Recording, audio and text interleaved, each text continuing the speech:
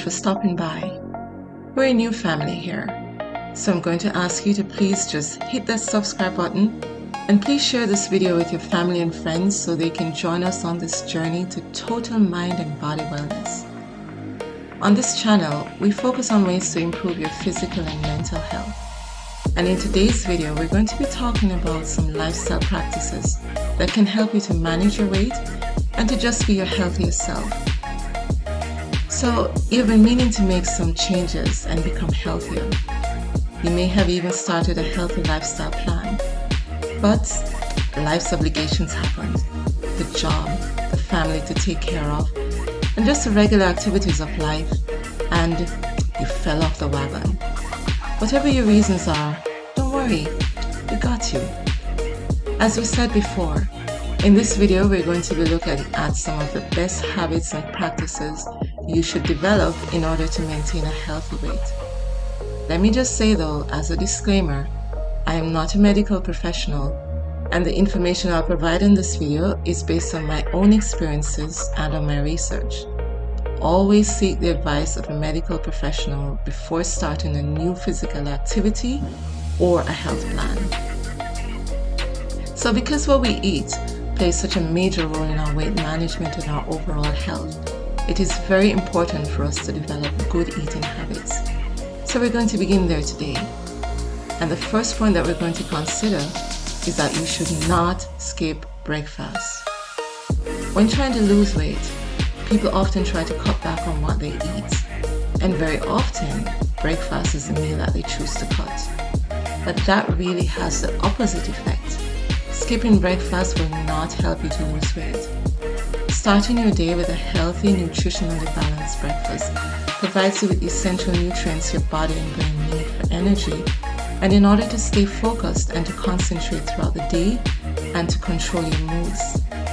Breakfast is great for your health because the nutrients such as vitamins, protein, and fiber, which are found in foods normally eaten for breakfast, such as dairy, fruits and vegetables, and whole grain, are important for staving off diseases such as cardiovascular disease, diabetes, hypertension, and inflammation, and for boosting your immune system. And if your focus is weight loss, having breakfast may actually boost your chance of success, as starting the day with the right nutrients will keep you from snacking throughout the day because you'll feel full for longer. It has been proven that persons who take in most of their calories early in the day gain significantly less weight than those who have their highest calorie intake later in the day. Persons who eat large meals after 3 p.m. find it more difficult to lose weight because you're more likely to be at rest, thereby expending less energy. Also, people tend to overeat and to indulge in high-calorie foods such as snacks at night, which makes you more likely to gain weight. Please note, however, that not eating after 3 p.m. is not for everyone. Those who are pregnant, those who are breastfeeding, or who have diabetes, or those who may be taking medication which requires certain foods should not go for too long without eating. Now, the next habit that you need to develop is that you need to take charge of your food and environment. The saying, out of sight, out of mind, works when it comes to what we eat. What you eat and how much of it depends on what foods you have around you. So if you're serious about weight loss or weight management, you must take charge of your food environment by doing a few things. You need to remove junk food from around you.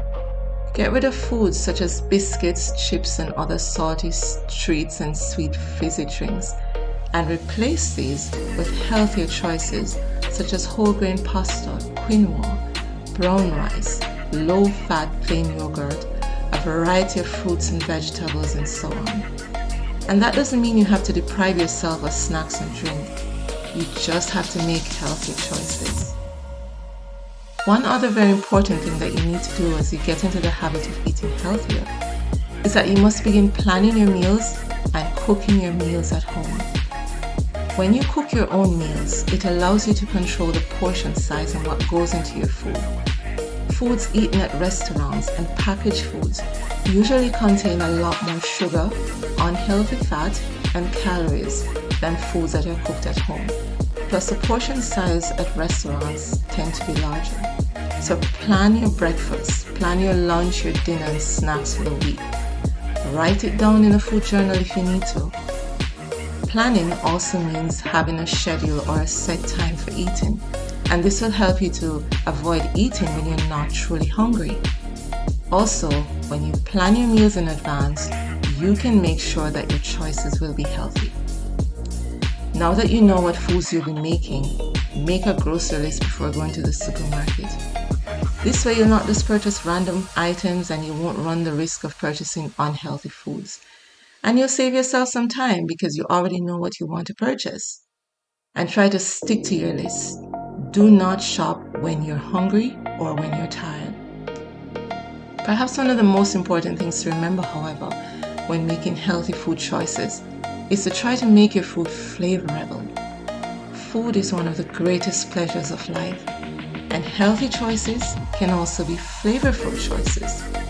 Remember, you want eating healthy to be a way of life, and in order to sustain it, you must enjoy it. Find new and exciting ways to prepare your healthy dishes. Add herbs and spices and make them enjoyable. And do not ban any foods from your weight loss plan, especially the ones that you like. Banning foods will only make you crave them more. There's no reason you cannot enjoy an occasional treat as long as you stay within your daily calorie allowance. Our next point is that you should practice mindful eating. When it comes to losing or managing weight, it's not just what you eat, but how you eat. There are a few eating habits that you can practice that can make weight management sustainable. For example, using a smaller plate can help you to eat smaller portions. Using smaller plates, bowls, and cups will make your portions appear larger. Do not eat out of large bowls and do not eat directly from food containers, which will make it difficult for you to assess how much you've eaten. Try to eat slowly. Remember, it takes about 20 minutes for the stomach to tell the brain that it is full. So eat slowly and stop eating before you actually feel full. Also, chewing slowly allows you to enjoy your food. Avoid distractions while you're eating. Sometimes we like to eat when we're working, when we're watching television, or when we're driving. But in those cases, we're not really paying attention. We're just eating mindlessly, and this can cause us to overeat. So we need to watch out for that as well. Another important point that we need to bear in mind is that we should try to control emotional eating. This is very important because we all know that we don't just eat because we're hungry, but very often we eat because we might be feeling stressed, anxious, or bored. And in those cases, we tend to overeat or we reach for the sweetest foods to comfort ourselves. If you find that you're an emotional eater, then there are a few things you can do to fix this. First, try not to have junk food in the house. You cannot eat what is not there, right? Find healthier ways to alleviate the anxiety, such as getting up and being active. Take a walk with your pet. Take a warm bath or call someone that you care about and have a talk and some laughter. Some persons have found that keeping a gratitude journal helps them to alleviate anxiety because focusing on what one has to be grateful for keeps them in a more positive frame of mind. Also, some persons find it cathartic to acknowledge their feelings by writing about what makes them anxious or helps them to feel stressed. And above all, if you're an emotional eater, the permanent solution is to try to get to the root cause of your stress or anxiety and fix that. This next point goes without saying, but we're gonna say it anyway. Cut down on your sugar and your refined carbs. I will be the first to admit it. Sugar, sweets, and baked goods can be intoxicating, pleasurable, sometimes even comforting. But it is no secret that an overindulgence in sugar and carbs can lead to insulin resistance and weight gain, and numerous health problems such as high blood pressure, inflammation, a fatty liver, and diabetes, to name a few. Since our bodies get all the sugar that we need from the foods that we eat, all added sugar amounts to nothing but empty calories and an unhealthy spike in your blood glucose. It goes without saying, therefore, these should only be had in limited amounts. It would not be realistic or sustainable to completely remove sugar and carbs from your diet, but you can make healthier choices. For example, try to replace your refined carbs with their whole grain counterparts and eliminate candies and sugary desserts. Cutting back on sugary foods will not only mean a slimmer waistline, but it will reduce your risk of the diseases mentioned before. The next point may be a little more touchy for some persons, and that is cut down on your alcohol consumption. Now, before you throw your phone away, let me just say, alcohol is not all bad. In fact, a moderate consumption of alcohol has been linked to a possible reduction in the risk for problems such as developing or dying from heart disease, the risk of a stroke, or diabetes. But alcohol must only be had in moderation and responsibly, as too much of it can lead to uninhibited and risky behavior and dehydration.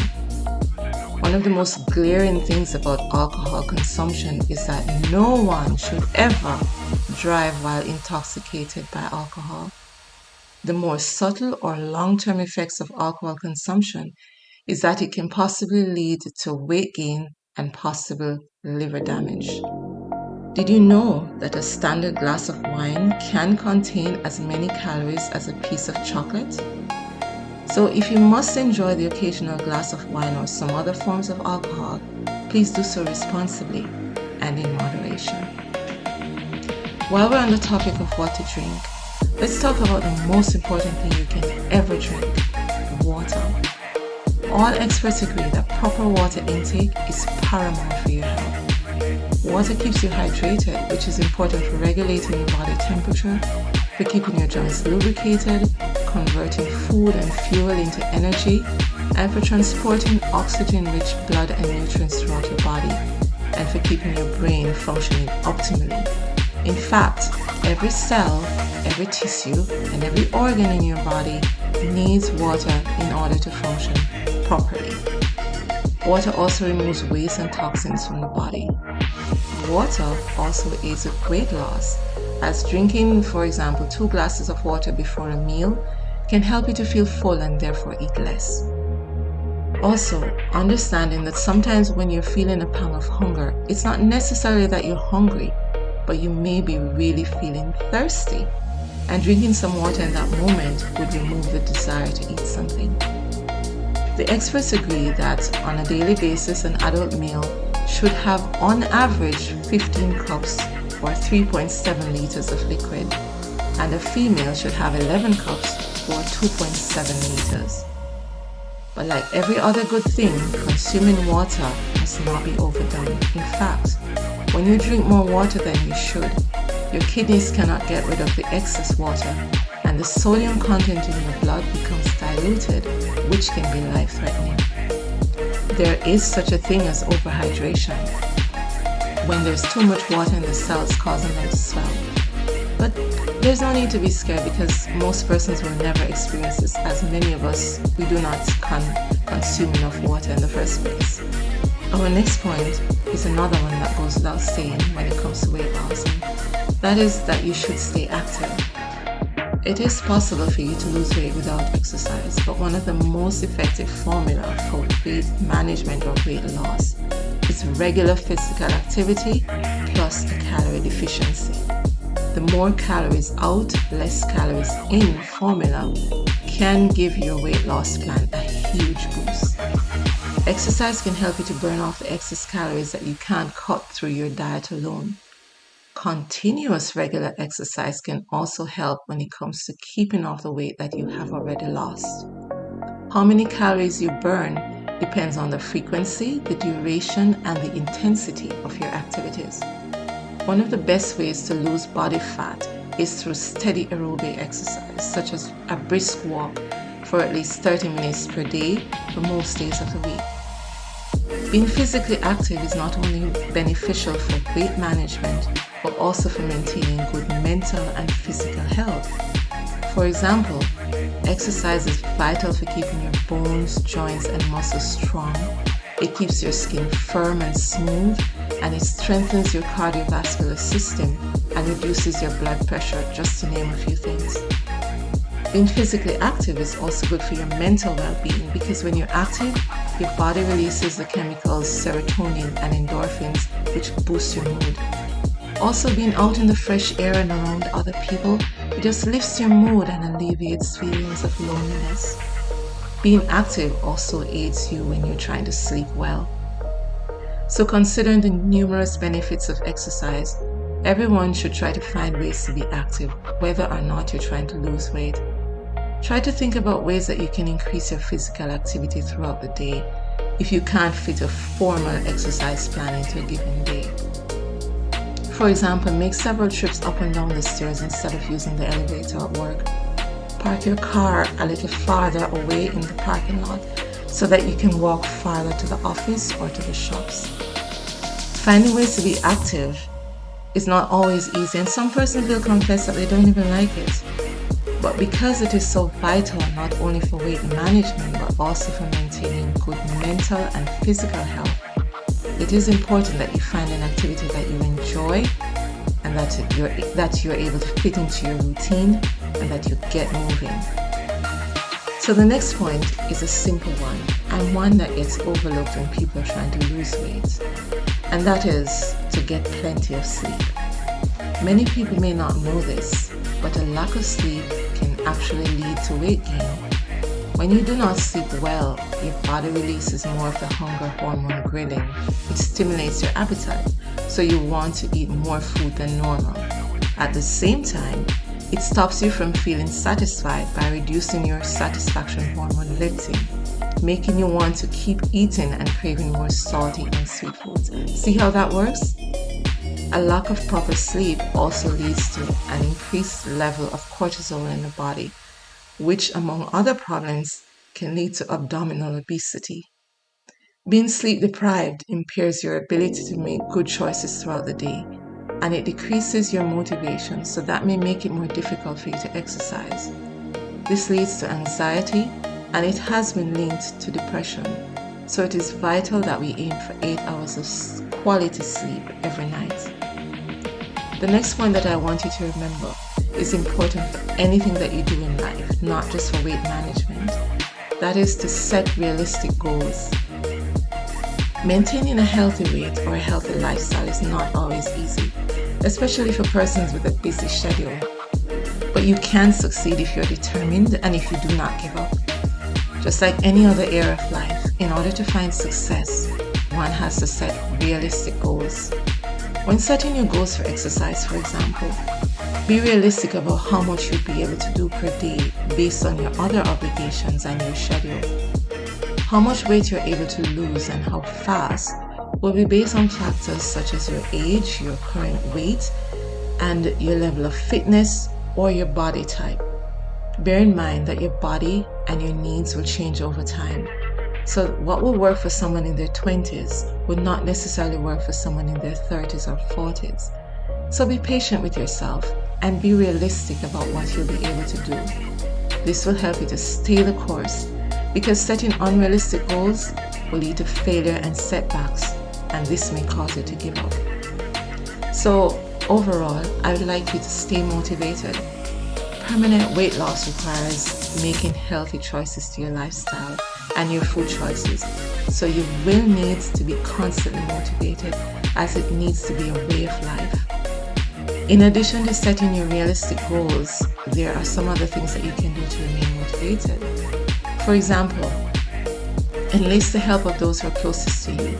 If you live with others, let them know what you're trying to accomplish and how they can support you. For example, not leaving tempting foods outside for you to find. You can also track your progress by using tools such as a smartphone app or fitness trackers, or simply keeping a journal.